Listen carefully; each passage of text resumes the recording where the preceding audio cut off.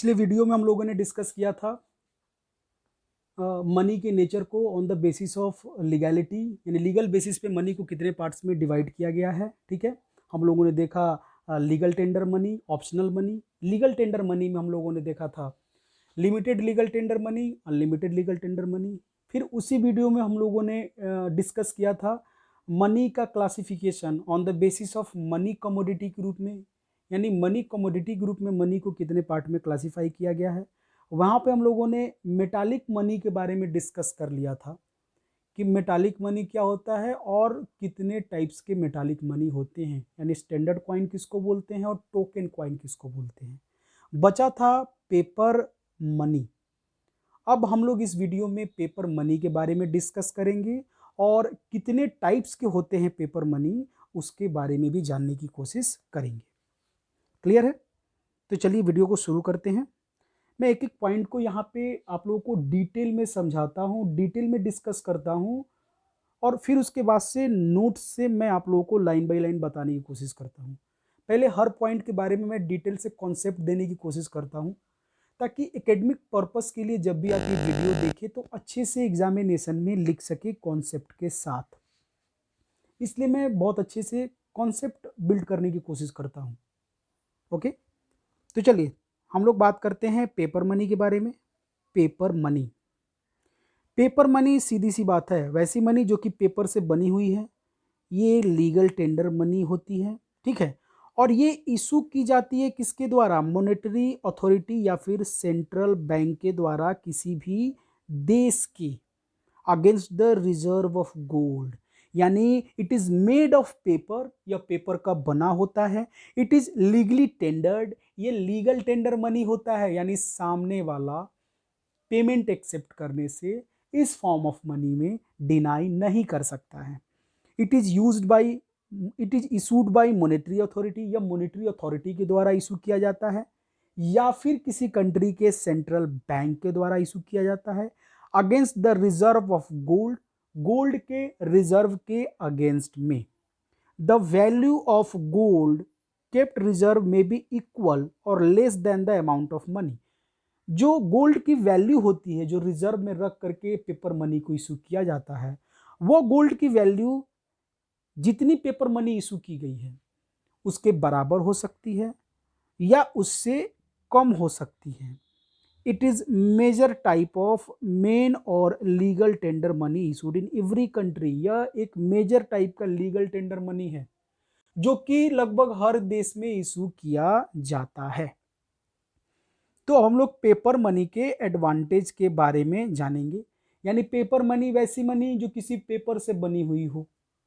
ठीक है, जो किसी कंट्री के मॉनेटरी अथॉरिटी या फिर उस कंट्री के गवर्नमेंट के द्वारा इशू की जाती हो, जो या तो मतलब जो गोल्ड को रिजर्व में रख करके और उसके बदले में इशू की जाती हो। वो गोल्ड जो रिजर्व में रखा जाता हो वो या तो उस पेपर करेंसी जितनी इशू हुई है उसका इक्वल हो सकता है, उसके बराबर हो सकता है, या फिर उससे कम हो सकता है। ओके, तो पेपर मनी के बारे में हम लोग जान लिए। अब उसके एडवांटेज के बारे में हम लोग जानने की कोशिश करते हैं कि पेपर मनी के कौन कौन से एडवांटेज हैं। सबसे पहला एडवांटेज है ये इकोनॉमिकल होता है। ठीक है, अभी पेपर मनी के टाइप्स के बारे में हम लोग नहीं जान रहे, टाइप्स के बारे में जानेंगे तो फिर पता चलेगा कि कितने टाइप्स के पेपर मनी होता है। अभी जनरली पेपर मनी वैसे भी पेपर मनी होती है जिसमें आपको 100% गोल्ड रिजर्व में रख करके और तब इशू किया जाता है। वैसे भी पेपर मनी होती है जिसमें 100% गोल्ड रिजर्व में रख करके इशू नहीं किया जाता है। बहुत बार गवर्नमेंट जो है गोल्ड रिजर्व में रखती ही नहीं है और पेपर मनी इशू करती है। तो बहुत तरह के पेपर मनी होते हैं, बहुत टाइप्स के, जो कि अभी हम लोग वीडियो में आगे देखेंगे। ये जनरल एक पेपर मनी का टाइप है जिसमें सारे तरह के पेपर मनी हैं। उसके एडवांटेज और डिसएडवांटेज के बारे में हम लोग डिस्कस करेंगे। तो एडवांटेज में सबसे पहला है ये इकोनॉमिकल है। इकोनॉमिकल क्यों है?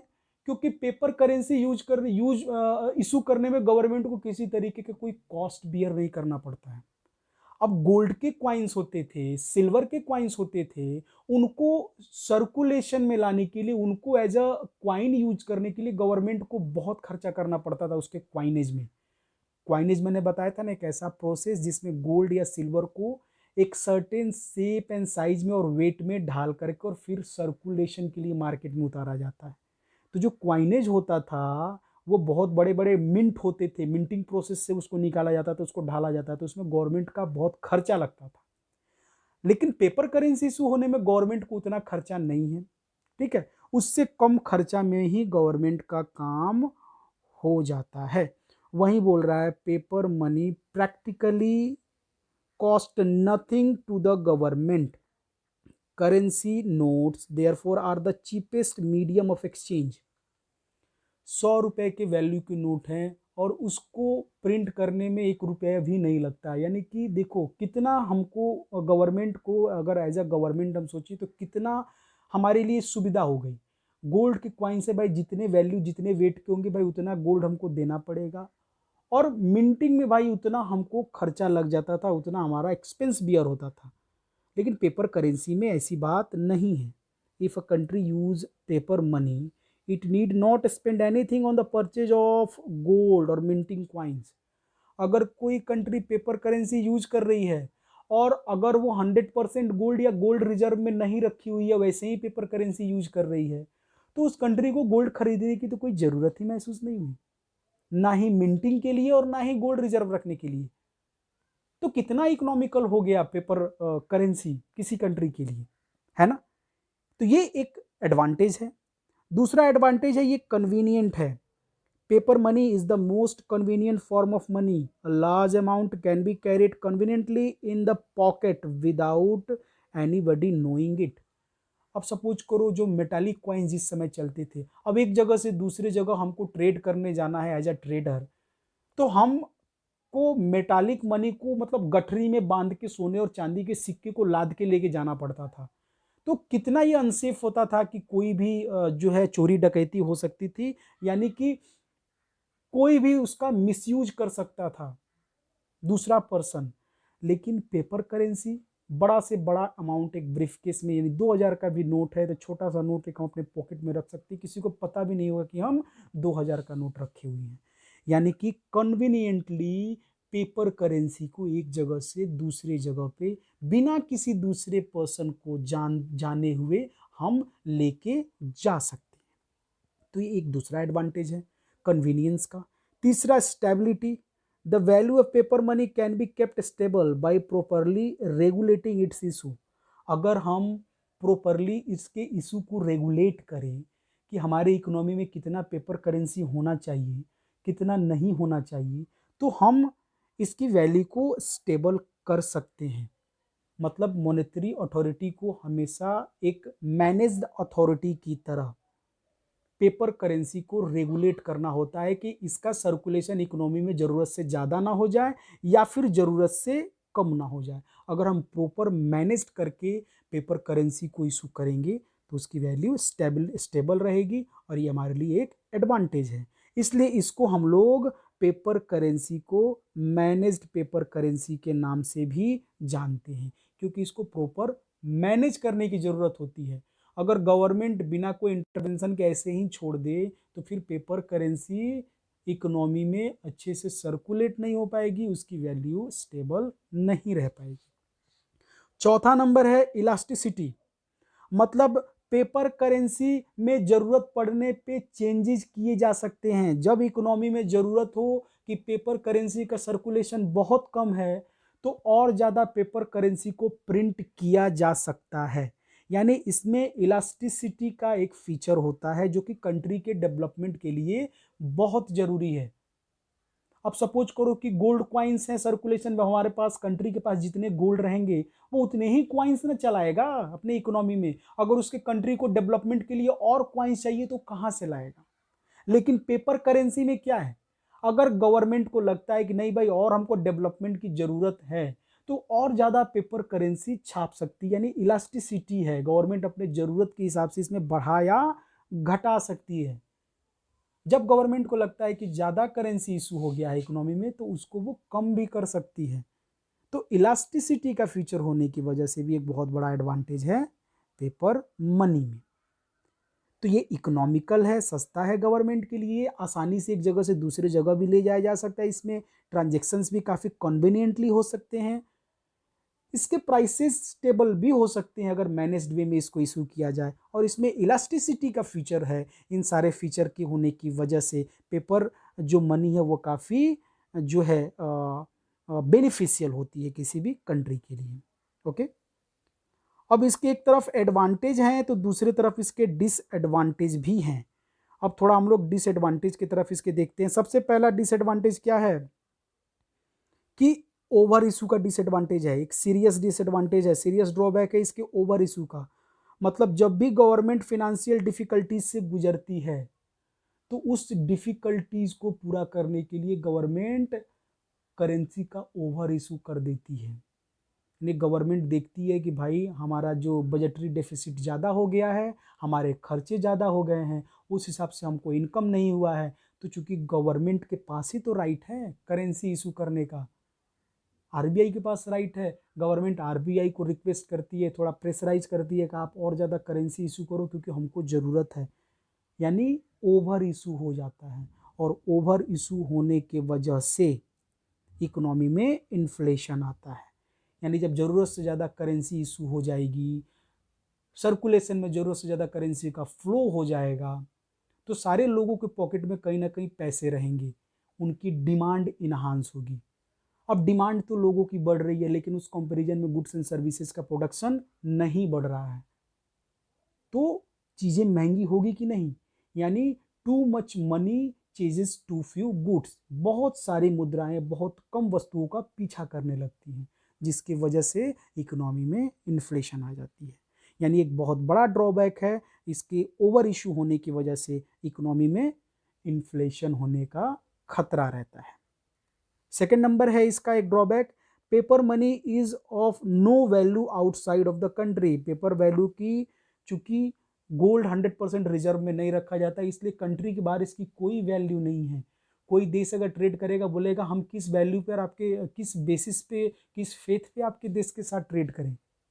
आपने तो कोई रिजर्व ही नहीं रखा हुआ अपने करेंसी के अगेंस्ट में, हम नहीं करेंगे। यानी इसकी कंट्री के बाहर कोई वैल्यू नहीं होती है। Gold and silver coins are accepted even by foreigners. Foreigner बोलते हैं हम आपकी करेंसी को एक्सेप्ट नहीं करेंगे, हम गोल्ड और सिल्वर को एक्सेप्ट करेंगे, आप गोल्ड एंड सिल्वर में हमको पेमेंट कीजिए। यानी कि एक बहुत बड़ा डिसएडवांटेज है कि कंट्री में तो ये पेपर मनी सर्कुलेट होती है, लेकिन कंट्री के बाहर इसकी वैल्यू नहीं होती है। तीसरा नंबर है, this is a possibility of damage of paper by fire या बाढ़ वगैरह में, या रेगुलर यूज होने की वजह से भी इसका बहुत बड़ा नुकसान हो सकता है। यानी कि पेपर करेंसी कहीं ना कहीं उसका नुकसान हो सकता है, वो जल सकता है, वो पानी में खराब हो सकता है, या फिर बहुत ज़्यादा टाइम तक यूज होने की वजह से कहीं ना कहीं वो पुराना भी हो जाता है, कहीं ना कहीं वो सड़ सकता है, गल सकता है। ये एक बहुत बड़ा डिसएडवांटेज है पेपर मनी। ठीक है, अब हम लोग यहाँ पे देखेंगे पेपर मनी कितने टाइप के होते हैं। जैसा हम लोगों ने ऊपर देखा था, पेपर मनी 4 टाइप के होते हैं। सबसे पहला है representative paper money. Representative paper money का मतलब वैसी पेपर मनी जो फुल्ली बैक्ड हो, किससे, गोल्ड से। यानी कि रिप्रेजेंटेटिव पेपर मनी का मतलब वैसी पेपर मनी जो फुल्ली बैक्ड हो गोल्ड से या सिल्वर रिजर्व से। यानी जो भी करेंसी इकोनॉमी में इशू हो रही है, जितने भी वैल्यू की करेंसी इकोनॉमी में इशू हो रही है, उतने वैल्यू का गोल्ड या सिल्वर रिजर्व में रख करके तभी वो करेंसी इशू हो रही है। जितनी वैल्यू की भी हो रही है, अगर 100 करोड़ की करेंसी इशू हुई है तो 100 करोड़ की वैल्यू का गोल्ड या सिल्वर रिजर्व में रखा गया है। यानी वैसी पेपर मनी को हम लोग क्या बोलते हैं, representative money, paper money.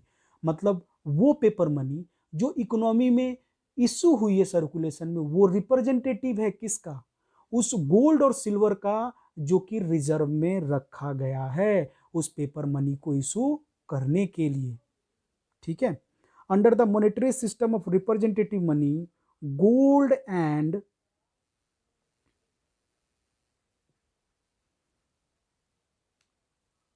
silver equal to the value of paper currency issued are kept in the reserve by the monetary authority। मतलब रिप्रेजेंटेटिव पेपर मनी में जितनी भी करेंसी इशू होती है इकोनॉमी में, उसके बराबर वैल्यू का गोल्ड या सिल्वर मॉनेटरी अथॉरिटी के द्वारा रिजर्व में रखा जाता है, इसीलिए इसको रिप्रेजेंटेटिव मनी बोला जाता है। रिप्रेजेंटेटिव मनी के मेरिट्स कौन कौन से हैं? सबसे पहला मेरिट्स है, it economise the use of precious metals, these metals are kept in the reserve, यानी जो मेटल्स हैं उनको वो इकोनोमाइज किया जा सकता है, कोई देश इकोनोमाइज कर सकता है, इसको रिजर्व में रख करके और इसके बदले में करेंसी इशू किया जा सकता है। रिजर्व में रख करके और 100% रिजर्व में रख करके और उसके ही बराबर, उतने ही बराबर की करेंसी इशू करने की वजह से there is no fear of over issue of representative money.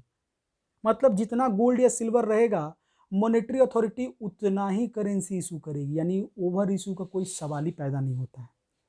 जितनी मेटल रिजर्व में है उतना ही करेंसी इशू किया जाएगा, उससे ज़्यादा नहीं किया जाएगा। जब ओवर इशू होगा ही नहीं तो कंट्री में इन्फ्लेशन कभी आएगा ही नहीं, है ना।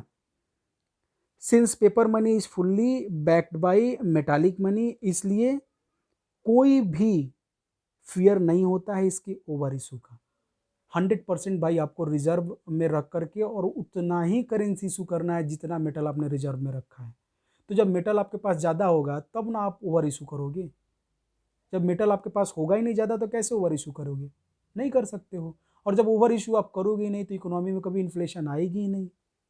तो ये एक बहुत बड़ा इसका एडवांटेज है। तीसरा नंबर है, it inspires public confidence because the public can get the paper money converted into gold as and when needed. मतलब ये लोगों को इंस्पायर करता है, लोगों के बीच में कॉन्फिडेंस बिल्ड करता है। लोगों को ये पता होता है कि जो करेंसी, जो पेपर करेंसी मेरे हाथों में है, जिसको मैं as a medium of exchange के रूप में यूज कर रहा हूं, ये पेपर करेंसी नहीं है, ये तो गोल्ड ही है। क्योंकि ये करेंसी, ये रिप्रेजेंटेटिव है उस गोल्ड का जिसको रिजर्व में रख करके इसको इशू किया गया है। मैं जब चाहूं तब गवर्नमेंट के पास जा करके और इसके बदले में गवर्नमेंट से गोल्ड ले सकता हूं। ये एश्योरिटी लोगों के अंदर रहती है, ये विश्वास, ये फेथ लोगों के अंदर रहता है। ये पब्लिक कॉन्फिडेंस बहुत बड़ा एडवांटेज है रिप्रेजेंटेटिव पेपर मनी का। अब इसके कुछ डिसएडवांटेजेस भी हैं, उसके बारे में हम लोग थोड़ा सा डिस्कस करेंगे। सबसे पहला इसका डिसएडवांटेज है, गोल्ड और सिल्वर जो है वो रिजर्व में मेंटेन करके रखना पड़ता है और ये मेटल जो है और किसी यूज में नहीं आ पाते हैं। अब यार गोल्ड या सिल्वर है, उसको हम अपने कंट्री में दूसरी यूज में भी ला सकते थे, लेकिन हम उसको एज अ डेड स्टॉक के रूप में रख के अपने रिजर्व में और करेंसी नोट इशू कर रहे हैं, उसका हम कोई यूज नहीं कर पा रहे हैं अपने कंट्री के डेवलपमेंट में, यानी वो एज अ डेड स्टॉक ऐसे ही पड़ा हुआ है। ये एक बहुत बड़ा डिसएडवांटेज है रिप्रेजेंटेटिव पेपर मनी का। इस सिस्टम में फ्लेक्सिबिलिटी की कमी है। अब किसी कंट्री में गोल्ड या सिल्वर का रिजर्व नहीं है तो उसको मजबूरी में पेपर करेंसी वो ज़्यादा नहीं इशू कर सकता है। अब जब पेपर करेंसी वो ज़्यादा नहीं इशू कर पाएगा तो फिर कहीं ना कहीं करेंसी का सर्कुलेशन इकोनॉमी में ज़्यादा नहीं हो पाएगा, लोगों के पॉकेट में पैसे ज़्यादा से ज़्यादा नहीं जब आएंगे तो गुड्स एंड सर्विसेज की डिमांड वो कहाँ से करेंगे? और जब गुड्स एंड सर्विसेज की डिमांड ही नहीं होगी तो ट्रेडर्स, जो बिजनेसमैन है वो डिस्करेज होंगे, जो फैक्ट्रीज हैं, कंपनीज है, वो शट डाउन होना शुरू हो जाएंगी और इकोनॉमी में क्या आ जाएगा? डिफ्लेशन, मंदी आ जाएगी। यानी कि ये सिस्टम, इसमें फ्लेक्सिबिलिटी का अभाव है। गवर्नमेंट अपने हिसाब से करेंसी का ओवर इशू नहीं कर सकती, करेंसी को घटा या बढ़ा नहीं सकती है, जिसकी वजह से कहीं ना कहीं इस सिस्टम में डिफ्लेशन यानी मंदी आने की संभावना रहती है। ये जो सिस्टम है ये सुटेबल नहीं है गरीब देशों के लिए, पुअर नेशंस के लिए। This system is not suitable for poor Nations which have deficiency of gold and silver. यानी वैसे देश जिसके पास गोल्ड एंड सिल्वर है ही नहीं, वो बेचारे खाने के लिए तरस रहे हैं, वैसे देश कहाँ से 100% गोल्ड और सिल्वर रिजर्व कर उसके बदले में करेंसी इशू करेंगे? कहाँ से लाएंगे गोल्ड और सिल्वर? तो उन देशों के लिए तो ये सिस्टम है ही नहीं सेटिस्फैक्टरी, वो सिस्टम है ही नहीं, सुटेबल है ही नहीं। ये बहुत बड़ा डिमेरिट है कि जो गरीब देश है वो इस सिस्टम को अडॉप्ट ही नहीं कर सकते हैं। क्लियर? पेपर मनी का जो पहला टाइप हम लोगों ने पढ़ा, रिप्रेजेंटेटिव पेपर मनी। ध्यान रहे, रिप्रेजेंटेटिव पेपर मनी का मतलब वैसा पेपर मनी जिसमें 100% गोल्ड या सिल्वर रिजर्व में रख करके और पेपर करेंसी को इशू किया जाता है, यानी जितना पेपर करेंसी इशू किया गया उतने ही वैल्यू का गोल्ड और सिल्वर रिजर्व में रखा गया है। सेकेंड है कन्वर्टेबल पेपर मनी। तो गवर्नमेंट को ये रियलाइज हो जाता है कि भाई सारे लोग तो करेंसी के बदले में गोल्ड या सिल्वर की डिमांड करने नहीं ना आएंगे, तो क्या जरूरत है हमको 100% गोल्ड या सिल्वर को रिजर्व में रख करके और करेंसी इशू करने का। तो इसलिए गवर्नमेंट कुछ ही परसेंटेज गोल्ड और सिल्वर जो है गोल्ड और सिल्वर रिजर्व में रखती है और करेंसी इशू करती है। यानी रिप्रेजेंटेटिव मनी में जहां 100% गोल्ड और सिल्वर रिजर्व में रख करके और करेंसी इशू किया जाता था, यानी 100 करोड़ अगर करेंसी इशू किया जा रहा है तो गोल्ड और सिल्वर 100 करोड़ के वैल्यू के रखे जाते थे। कन्वर्टेबल पेपर मनी में अगर 100 करोड़ की करेंसी इशू की जा रही है तो गवर्नमेंट कुछ पार्ट ही रिजर्व के रूप में रखती है, 60 करोड़ 70 करोड़ 50 करोड़ जितना गवर्नमेंट को लगता है वहां की मॉनेटरी अथॉरिटी को लगता है। और गवर्नमेंट ये बोलती है कि भाई जब आप डिमांड करने आओगे ना गोल्ड की तो हम आपको आपके करेंसी के बदले में गोल्ड का पेमेंट कर देंगे। अब गवर्नमेंट ये जानती है कि सारे लोग तो एक ही बार गोल्ड की डिमांड करने आएंगे नहीं, जितने लोग आएंगे भाई 50 या 60% या 70% अब रिजर्व में रखेंगे गोल्ड, और जितने लोग आएंगे डिमांड करने हम उतने लोगों को गोल्ड में पेमेंट कर देंगे। इससे होता क्या है कि भाई 100% गोल्ड अब रिजर्व में रखने की जरूरत नहीं पड़ी, वो गोल्ड गवर्नमेंट अपने दूसरे काम में यूज में ला सकती है और कहीं ना कहीं करेंसी को ज़्यादा से ज़्यादा इशू भी कर सकती है, यानी फ्लेक्सिबिलिटी आ जाती है। जब गवर्नमेंट को लगे कि इकोनॉमी में करेंसी का सर्कुलेशन बढ़ाना है तो गवर्नमेंट बढ़ा भी सकती है। तो ये एक कहीं ना कहीं एडवांटेज हो जाता है कन्वर्टेबल पेपर मनी में। वही बोलता है the paper which is convertible into standard coin is called convertible paper money. यानी इस पेपर मनी में ये याद रखने वाली बात है, इसमें गवर्नमेंट 100% रिजर्व नहीं रखती है, ये गवर्नमेंट बोलती है कि कन्वर्टेबल हो जाएगा गोल्ड में जब आप हमसे मांगने आइएगा तब।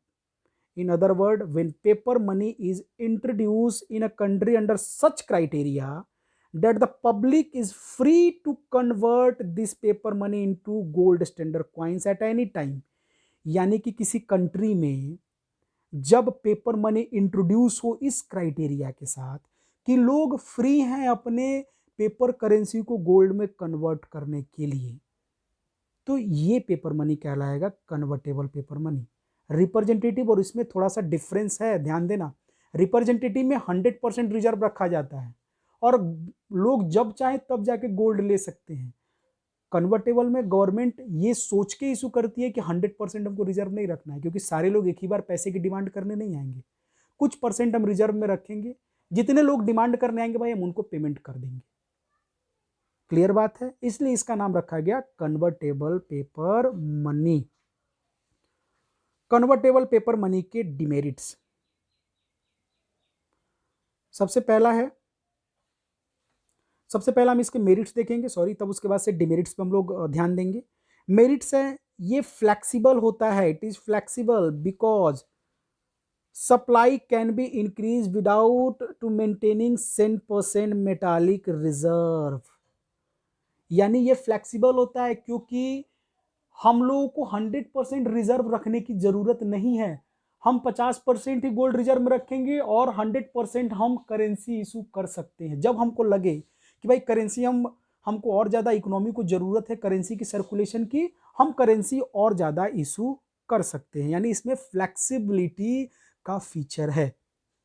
हम जब चाहे अपने हिसाब से करेंसी को घटा या बढ़ा सकते हैं। सेकेंड नंबर है it facilitate foreign trade because paper money is convertible into gold and silver.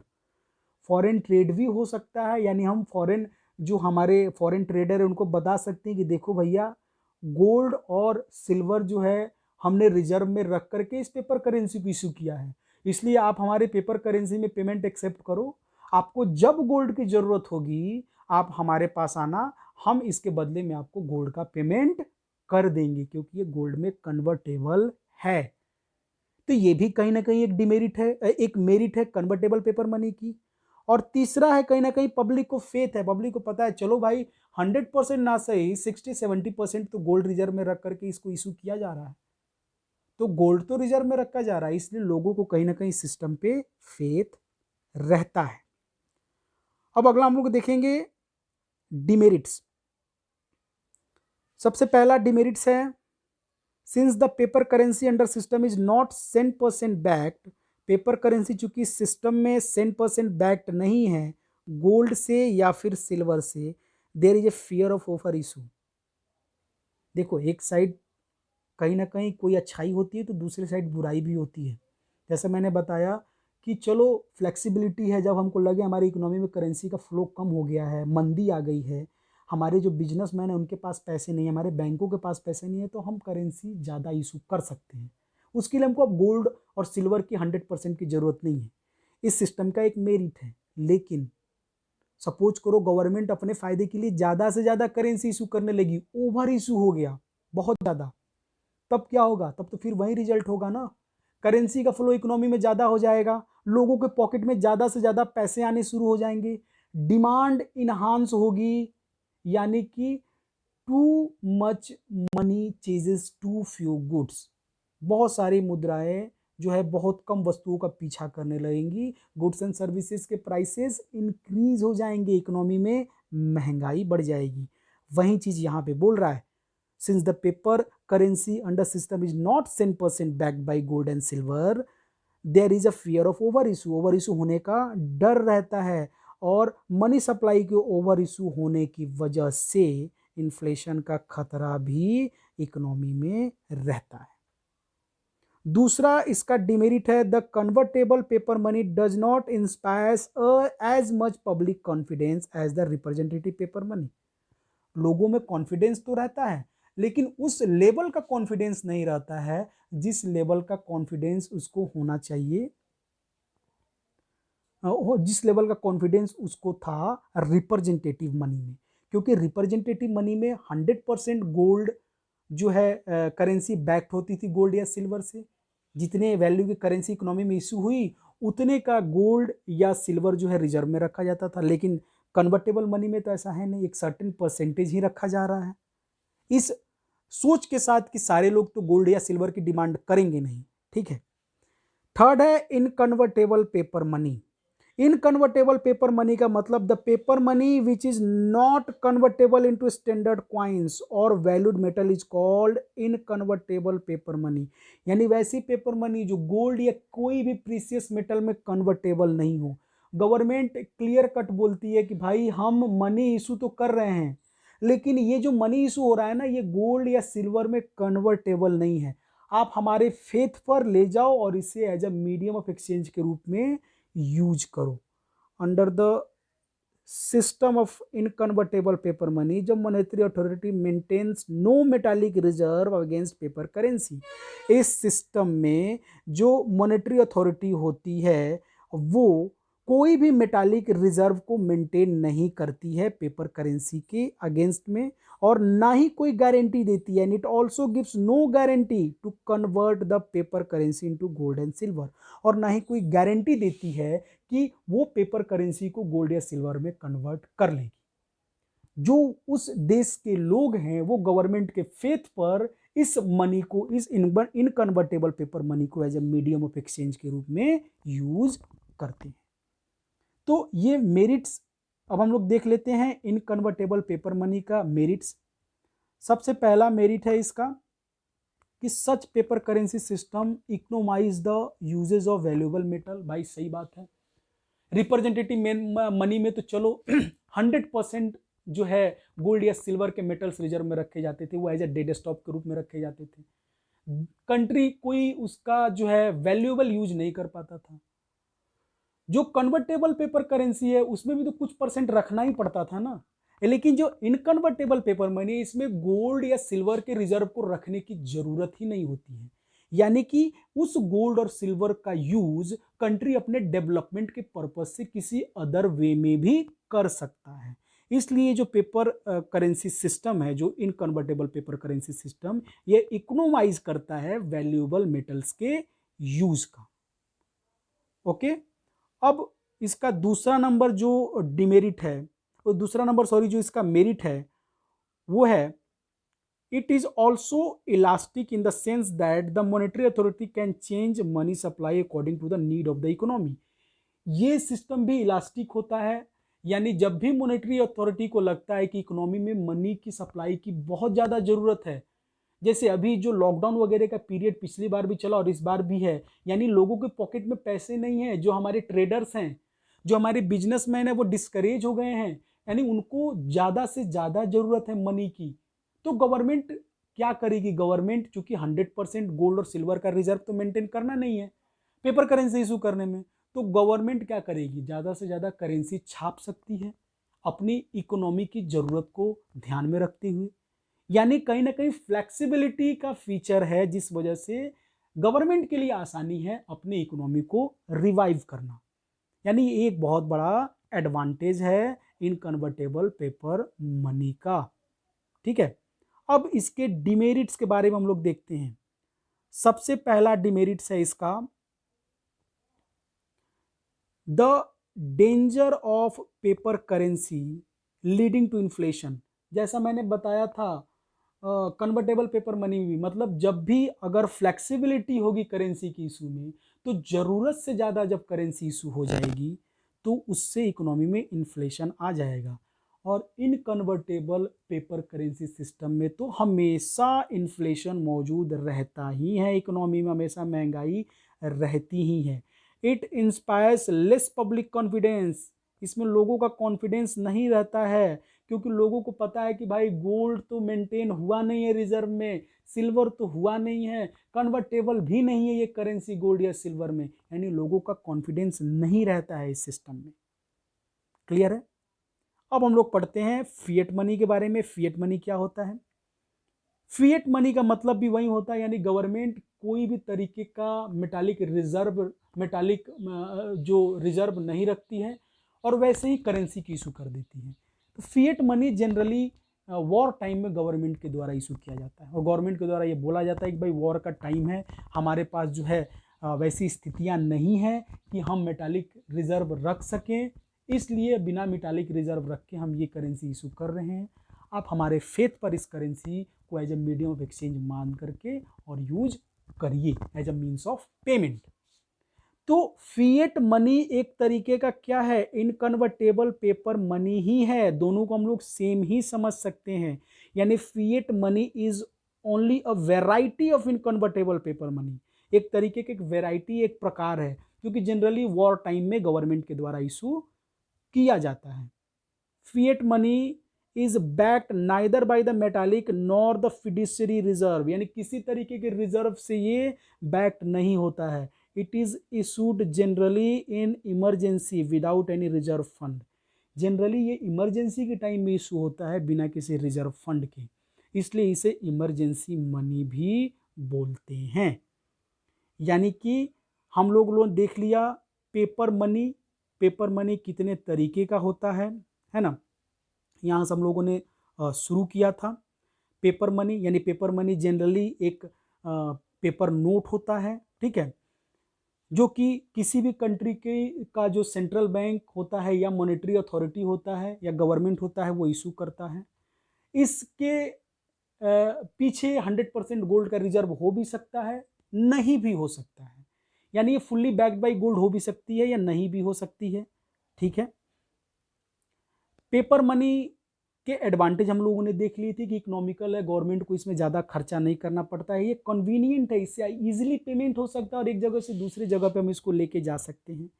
Stability भी पॉसिबल है अगर रेगुलेटेड वे में इसको इशू किया जाए, मैनेज्ड वे में अगर मॉनेटरी अथॉरिटी के द्वारा इसको इशू किया जाता है। तो इलास्टिसिटी है, जब भी गवर्नमेंट को लगता है ज़्यादा करेंसी की ज़रूरत है, ज़्यादा करेंसी इशू हो सकती है।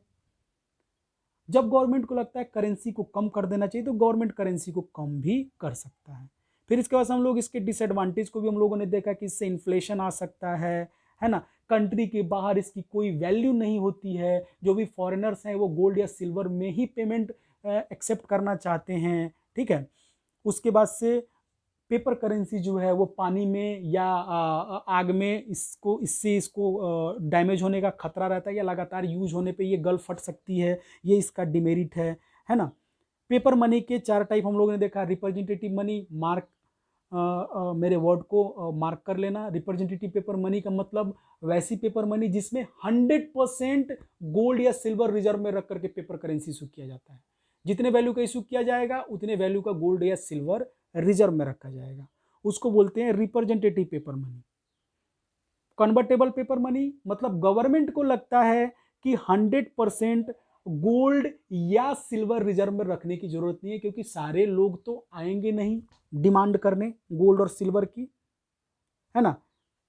इसलिए 100% हमको रिजर्व में रखने की जरूरत है नहीं। जब लोग डिमांड करने आएंगे तो हम उसको उस करेंसी के बदले में गोल्ड में पेमेंट कर देंगे, यानी लोगों के डिमांड पे ये कन्वर्टेबल होगा। क्लियर है? इसको हम लोग बोलते हैं कन्वर्टेबल पेपर मनी। ओके, इनकन्वर्टेबल मतलब यानी गवर्नमेंट किसी तरीके का कोई भी रिजर्व जो है क्रिएट नहीं करती है, यानी कि कोई भी मेटालिक रिजर्व क्रिएट नहीं करती है इस पेपर करेंसी के अगेंस्ट में।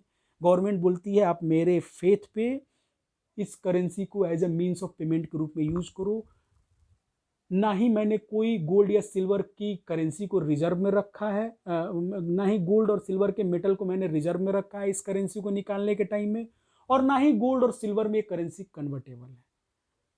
आप गवर्नमेंट के फेथ पर इस करेंसी को as a medium of exchange use कीजिए। तो इस पेपर मनी को हम लोग बोलते हैं इनकन्वर्टेबल पेपर मनी। उसके बाद से अगला था फिएट मनी। फिएट मनी हम लोगों ने देखा, फिएट मनी का मतलब भी होता है वो एक तरह का इनकन्वर्टेबल पेपर मनी ही होता है जो कि गोल्ड के द्वारा बैक्ड नहीं होता है, ना ही गोल्ड के द्वारा और ना ही ये एक तरीके का वैरायटी होता है इनकन्वर्टेबल पेपर मनी का, जो कि ना ही गोल्ड कोई मेटल के द्वारा होता है, ना ही कोई फिडेंशियरी रिजर्व के द्वारा बैक्ड होता है। ये जनरली इमरजेंसी में इशू किया जाता है, इसलिए इसको इमरजेंसी मनी भी बोलते हैं। जब भी युद्ध वगैरह की परिस्थितियां आती हैं तो देश इस करेंसी को यूज करता है। क्लियर? तो यहाँ पे ये तीसरा पार्ट है वीडियो का, और 3 पार्ट में हमने क्लासिफिकेशन ऑफ मनी चैप्टर को खत्म किया। डिटेल में हम लोगों ने पढ़ा। आई होप आपको ये सारे वीडियोज अच्छे लगेंगे। फिर मैं नेक्स्ट वीडियो में नेक्स्ट फ्रेश चैप्टर से स्टार्ट करूंगा। ओके।